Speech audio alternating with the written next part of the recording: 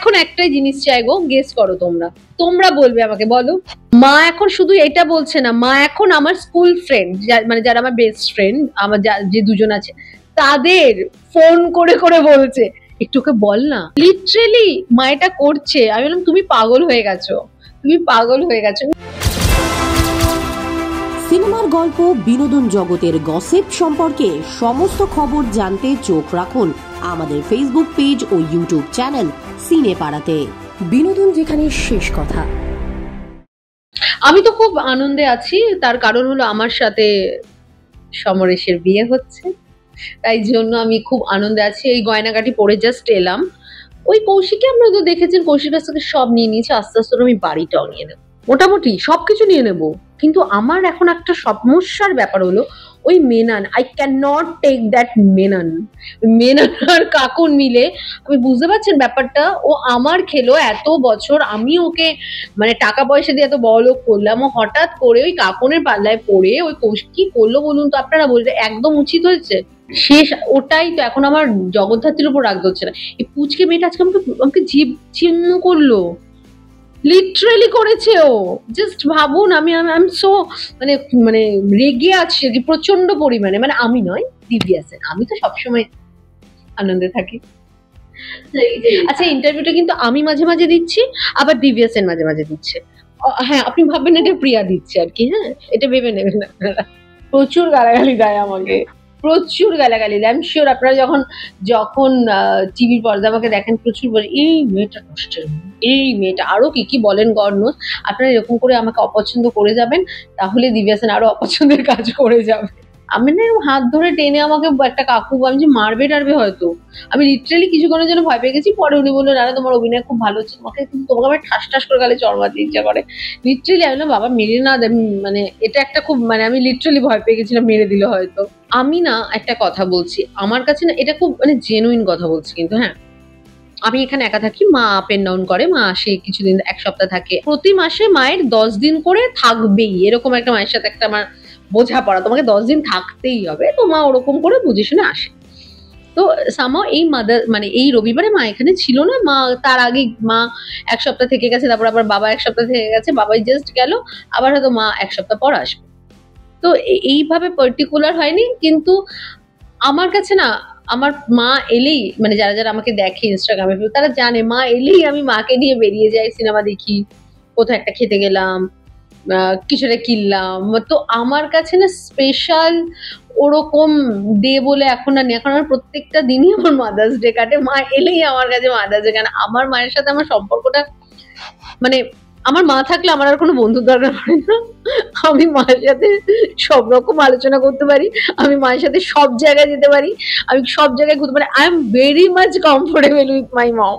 তো আমার মানে মাই আমার বন্ধু বলতে পারো, মানে লিটারালি, মানে এটা বলতে হয় বলে বলছি না, এটা জেনুইন তোমাদের বলছি। তো এই মাদার্স ডেতে বাড়িতে আমি রান্না করেছি, আর মাকে বাইরে বলেছিলাম একটু খাবার অর্ডার করে দিই নৈহাটিতে, তো মা বললো না না না বাইরে খাবো না।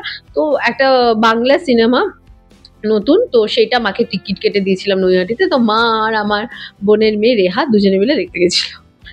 আমি জানি না, আমি কোনোদিনও মা ওরকম করে জিজ্ঞেস করিনি অনেস্টলি, যদি বলো। আমি এমনি মাকে তো মানে আমি এটা বলতে পারি, মা যদি কোনো জিনিস আমাকে বলে যে আমার এটা আমার পছন্দ, বা আমাকে আমার বোনকে আমরা কেউ কোনোদিনও সেটা না বলিনি, বা আমরা অলওয়েজ সেটা দিয়েছি। মানে আমার কাছে মানে আমি জানি না, কিন্তু হ্যাঁ মানে অনেকদিন এটা বলতে পারি মায়ের সাথে আমার একটা ট্যুর হয়েছিল, আমরা দুজনে গেছিলাম জানো, খুব মজার হয়েছিল ট্যুরটা। মানে আমি তখন বোম্বে ছিলাম, আর বোম্বের ওখান থেকে আমি মা ওখান থেকে বেরিয়ে দিল্লি পুরো ঘুরেছি, আগ্রা, তারপরে হরিদ্বার, না গোল্ডেন টেম্পল, তারপরে হরিদ্বার, এই পুরো ট্যুরটা আমি আর মা করেছিলাম। ওটা বেস্ট মেমোরি বলতে পারো। মানে আর এছাড়া আমরা অনেক জায়গায় ঘুরতে গেছি, কিন্তু মা আর আমি গেছি।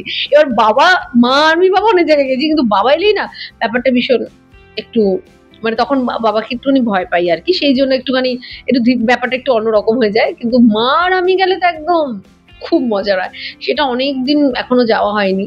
বাট এটা গুড কোশ্চেন। হ্যাঁ, এটা আমি আমার মাকে এবার জিজ্ঞেস করবো গিয়ে, তোমার লাইফে এরকম বলো যেটা আমি দিয়েছি তোমার বেস্ট লেগেছে, এটা আমি কোনোদিনও জিজ্ঞেস করিনি। মা এখন একটাই জিনিস চাই গো, গেস করো তোমরা, তোমরা বলবে আমাকে, বলো। মা এটাই এখন চায়, সারাক্ষণ আমাকে বলে যাচ্ছে বিয়ে কবে করবি, বিয়ে কবে করবি, বিয়ে কবে করবি, কেন এই তো এত জায়গায় ঘুরিস। আমি আমার লাইফে কেউ নেই, এটা আমার মায়ের দুঃখ। কেন কেউ নেই, কেন নেই, তুমি তো এত জায়গায় ঘোরো, এত তোমার কেউ নেই কেন? জাস্ট নেই, হারিয়ে ফেলেছে, মানে ওপর থেকে যেয়েছি সে রাস্তা হারিয়ে গেছে। দেখো আমার চাওয়াতে তো কিছু আসবে কি আমি জানি না, বাট হ্যাঁ মানে আই ডোন্ট মাইন্ড।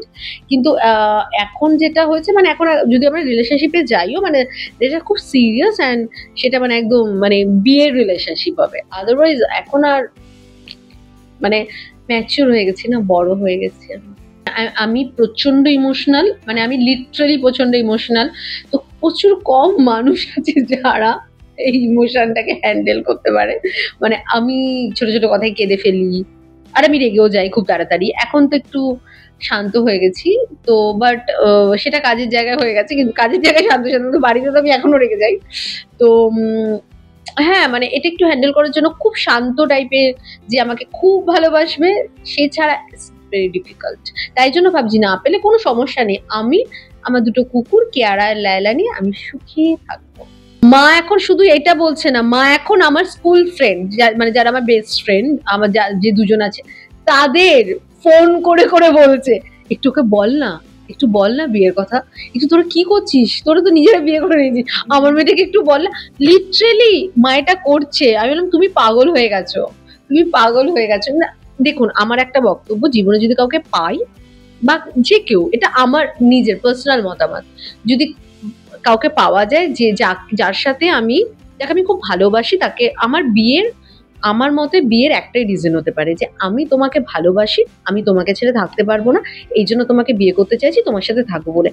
এই রিজনটা ছাড়া আর কোনো রিজনে কেউ যদি বিয়ে করে, সেই বিয়েটা আমার পার্সোনালি মনে হয় টেকার কারণ, মানে মানে সেই রিজনটা শেষ হয়ে গেলে বিয়েটা শেষ হয়ে যাবে। তো আমার এই রিজনটাই একমাত্র রিজন হতে পারে বিয়ে করার, যে আই জাস্ট লাভ হিম, আমি ওর সাথে থাকতে চাই, তাকে ভালোবাসি, তাই জন্য বিয়ে করতে চাই। এটা যদি আমার লাইফে কোনোদিনও না আসে, I am okay with it. মানে আমার বক্তব্য, ভুল বিয়ের থেকে সিঙ্গেল থাকা ভালো। মানে মেন্টাল পিসটা ইজ ভেরি ইম্পর্টেন্ট। মানে আমি আমার ঘরে আমার দুটো কুকুরকে নিয়ে নেটফ্লিক্স দেখে I am too much happy. তো সেই হ্যাপি প্লেসে আমি এমন কাউকে ইনক্লুড করতে চাই, সে ওই হ্যাপিনেসটার মধ্যেই থাকবে, সে এসে আমার ওই সংসারটাকে একদম দরকার নেই। তা আমার তাহলে এমনি সিঙ্গেল বেটার একদম। হ্যাঁ অনেকেই জানো না আমি নতুন ব্লগিং করা স্টার্ট করেছি, অনেক দিন ধরে ভাবছি কিন্তু ভীষণ লেজি বলে করছিলাম না। এই রিসেন্টলি করা স্টার্ট করেছি। আমার জাস্ট ফেসবুকে আমার যে আইডিটা আছে প্রিয়া পাল, সেই আইডিতেই আমি রেগুলার বেসিসে একটা ছোট্ট করে ব্লগ করছি। পারলে তোমরা সাপোর্ট করো প্লিজ, দেখো আমার ব্লগটা আর ভালোবেসো আমাকে।